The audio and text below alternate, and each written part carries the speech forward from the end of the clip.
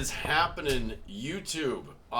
Dallas here with my friend Ben, good friend and band member and peer that I've known for decades at this point.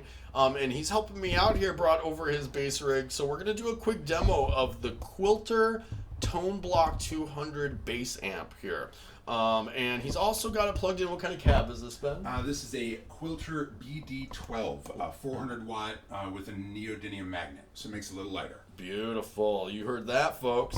So we're going to start out here with some sound examples, and the first ones are going to be on what Ben likes it set, and after toying with it off camera, I can see why. He's pretty much just got it at a normal, clean volume, which he's got a gain and a master, as you can see here.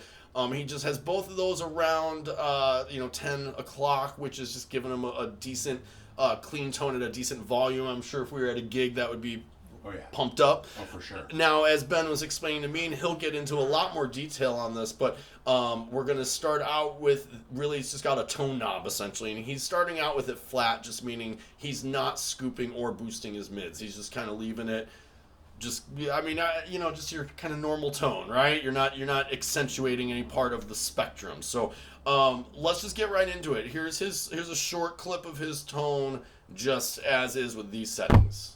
And why don't I not hit the camera? Although it won't matter.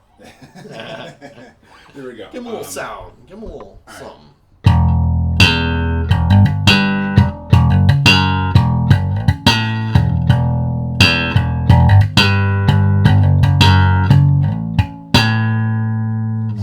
Beautiful. Now let's go ahead and why don't you keep playing that riff? Try to play that same riff then.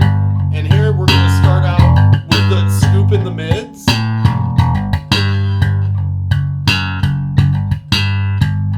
Now as you can tell, that really darkens it up.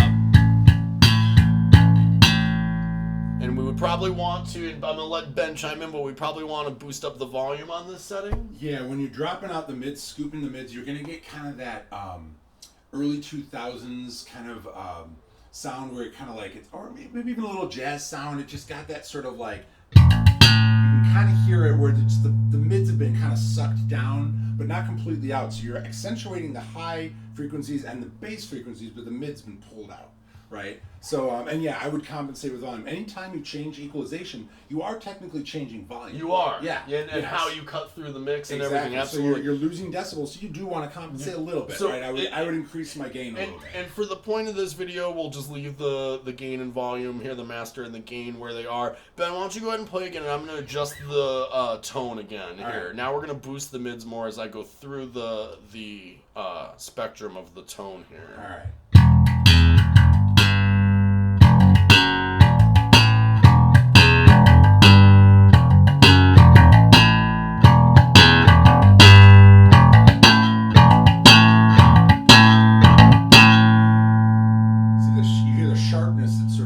Now, why don't you keep playing? I'm going to go back down.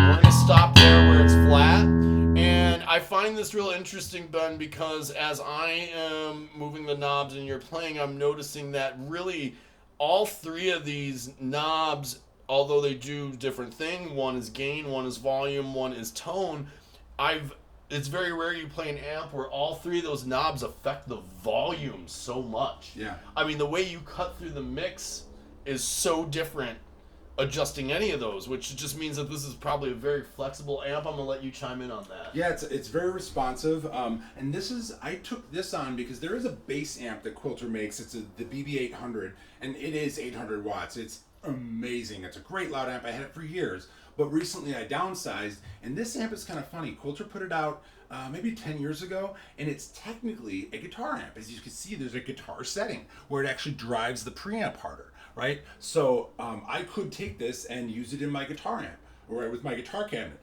However, it also runs bass and keyboard, because it's basically what Pat Quilter did, was he made an amp that is an amp.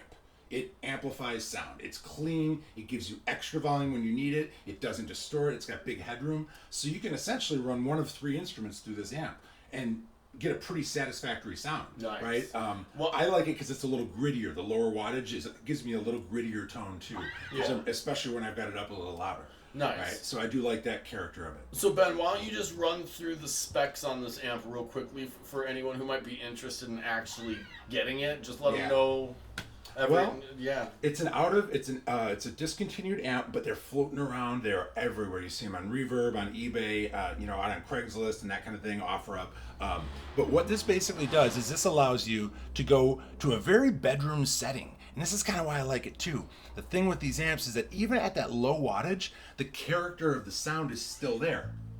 It's really quiet, but you could sit there with your girlfriend asleep next to you and practice your bass and still be able to hear it. Right, and still have a little bit of character to it.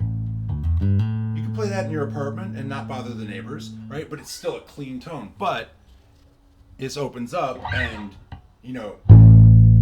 I'm not even opening it up yet, right? No, and you don't even have your gain up at all either. Exactly. So the grittiness can change because of that guitar setting. It gives you that extra grittiness of I think he calls it sag. It's sort of that impersonating a tube amp sound that Pat's so good at, but it's not a tube amp, right? And I would love these come pretty close to sounding like tube amps. They really do. So let's just go through. We have your input here. We've got your gain. Mm-hmm. We've got your contour, which we talked about, which is pretty much like your tone knob on this amp. Yeah. You have your master, which is your volume essentially, which I like you mentioned on Quilters, they even give you the wattage here.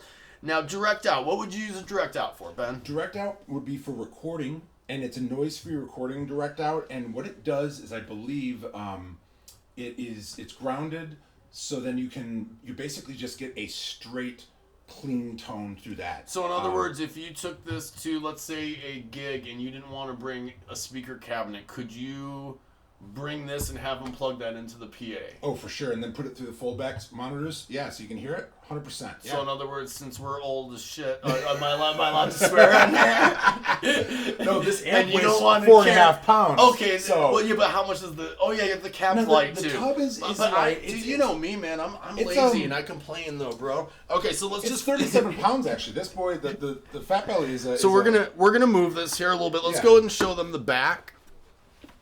Just so you can see, there's not much here. We just have power cable here. And you have your speaker cable here. It looks like you can go 8 ohms. Or 4 ohms, depending. And the thing about Quilters, it rates at 200 watts. Oh, there's 4 ohms there too. Okay, yeah, but nice. it can really drive, actually. And this is another thing about amps that you have to be careful, right? Because the speaker load on the amp has to be a certain resistance. You have to be very. That's like the most important thing. You will blow up your speakers, from my understanding, if 100%. If the ohms don't match. Obviously you don't want it to be too much wattage either. I've actually personally blown up a nice speker by running an amp that was just too many watts. Yeah, and I didn't know it. I thought the speaker was a higher wattage than it was.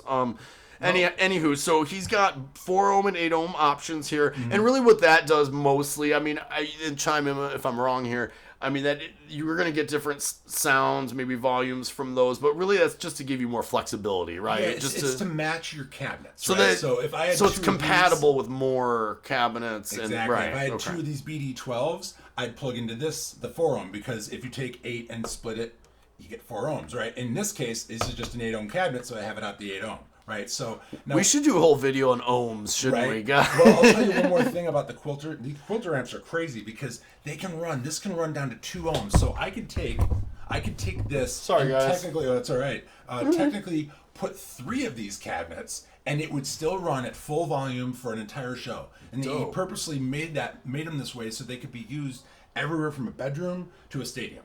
Awesome. And that's and there's guys that run 4 of these in a row and have their clean running through one, their reverb running through another, their dirty, steps. Or if you're Mike Gordon, each string gets its own amplifier. Well, when you're Mike Gordon, each string gets its own amplifier. You can tell we're fish heads around here. Oh yeah, we're total dorks when it comes to that. Nerds. But you can see this is basically the stamp of most of the Toneblock amps, and the reason, here's the other reason why I like it, is this.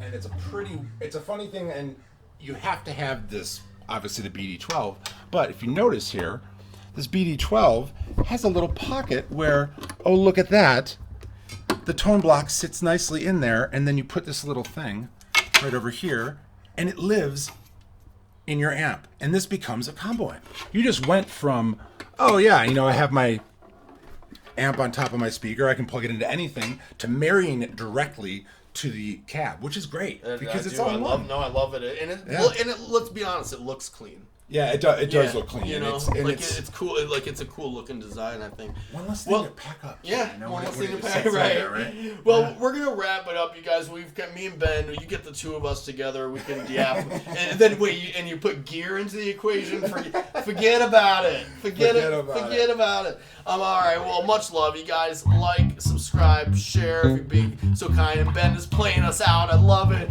Keep on picking your guitar and your bass as well. We've been doing a couple bass videos. So much love, y'all. We'll see you on the flip. Peace. Later.